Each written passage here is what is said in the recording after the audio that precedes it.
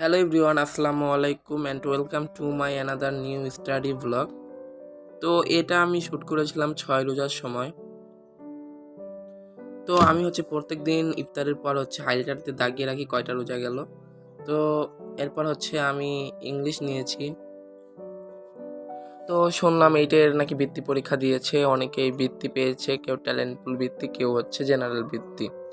তো যাই হোক, যে যেরকম পেয়েছে সে সেটা নিয়ে সন্তুষ্ট থাকো। আল্লাহ যার রিজিকে যেরকম রেখেছে, তবে হ্যাঁ, পরিশ্রমটা দরকার। তোমরা যদি অতিরিক্ত পরিশ্রম করো তাহলে তোমরা তোমাদের ভাগ্যটাও চেঞ্জ হতে পারে। কারণ পরিশ্রম করলেই মানুষ ভালোর দিকে যেতে পারে বা ভালো ফলাফল পায়। আর অনেকেই আছে যারা এবার বৃত্তি পায় নাই, তো তারা হতাশ হয়ে গেছে যে এত চেষ্টা করলাম, এত ইয়ে করলাম, এরপরেও পাই নাই। তো যার রিজিকে আল্লাহ যা রাখছে তো সে সেটাই পাবে। যাই হোক, তো এখন আমি বিকালবেলা ছাদে আসছিলাম, এসে আমাদের গাছের কাঁচামরিচ নিয়ে যাচ্ছিলাম। আম্মু বলেছে কয়টা কাঁচামরিচ নিয়ে আসতে। আর গাছের অল্প জিনিসেরও স্বাদ অনেক বেশি। তো আর এইখানে ধনিয়া পাতা ছিল, তো ধনিয়া পাতা আমি নিয়ে নিলাম। তো তোমাদের রমজান মাসে পড়ালেখার কি অবস্থা? আমার আলহামদুলিল্লাহ ভালো যাচ্ছে। আবার মাঝে মাঝে একটু উলটপালট হয়ে যাচ্ছে, কারণ আমি এবার চেষ্টা করছি যে কোরআন শরীফ খতম দিব। তো কোরআন শরীফটা খতম দেওয়ার জন্য আমি কোরআন শরীফও পড়ি, প্লাস পাশাপাশি স্কুলের পড়া, দুইটা মিলে একটু হয়, তারপরও মেনটেন করে রাখি। তো এই তো এখন আমি হায়ার ম্যাথ ত্রিকোণমিতি নিয়েছি। এটা ব্যাসে আমাদের করাইছিল আজকে, তো ওগুলো এইচডব্লিউ দিছে, তো সেটাই কমপ্লিট করছি।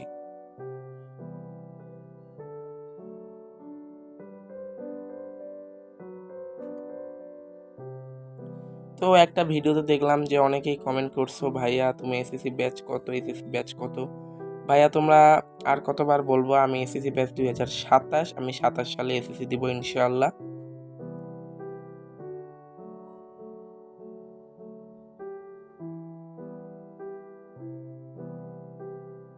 আরেকটা কথা বলি, আমি যখন ভয়েস দিচ্ছিলাম তারপর কিছুক্ষণ ভয়েস দিতে হঠাৎ করে দেখলাম কি যে সবকিছু আর কি কাঁপছিল। এরপর বুঝতে পারি যে ভূমিকম্প। মহান আল্লাহ তাআলা সবাইকে রহমত করুক, এই দোয়াই কামনা করি। আর এই তো তোমরা যারা আমার পুরাতন সাবস্ক্রাইবার, তারা জানো যে আমি একটা মুরগি কিনছিলাম অনেক ছোট। তো ওই মুরগি আলহামদুলিল্লাহ এখন 2টা মুরগি প্রতিদিন ডিম দেয়।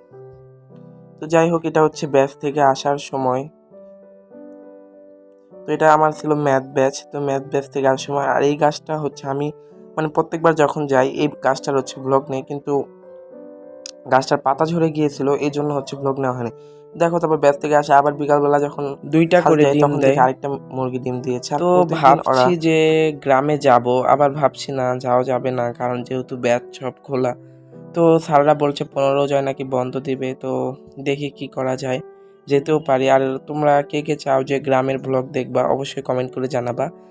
আমি ইনশাল্লাহ যদি গ্রামে যাই তাহলে একটা ব্লগ বানাবো। তো এই তো আমি কোরআন শরীফ পড়ছিলাম।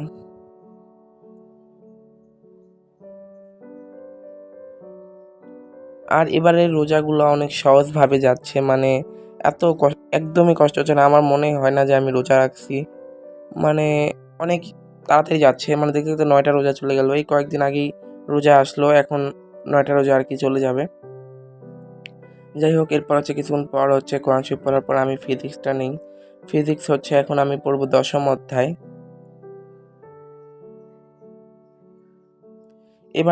এবার ইনশাআল্লাহ ফিজিক্সের প্রিপারেশন ভালো। এবার আগে আগে শেষ করছি। আর আমাদের ঈদের পরে স্কুল খোলার 1 সপ্তাহ পরেই পরীক্ষা। তোমরা সকলে দোয়া করবো আমার জন্য। তোমাদের কার কবে পরীক্ষা এটাও কমেন্টে জানাবা। আর এবার থেকে আমি পার্ট 1 পার্ট 2 এইভাবে করে স্টাডি ভ্লগগুলো ছাড়বো। আর এখানে কিছু ইম্পর্টেন্ট কথা বলবো। তো তোমরা যারা আমার চ্যানেলে নতুন, অবশ্যই চ্যানেলটা সাবস্ক্রাইব করে রাখবে।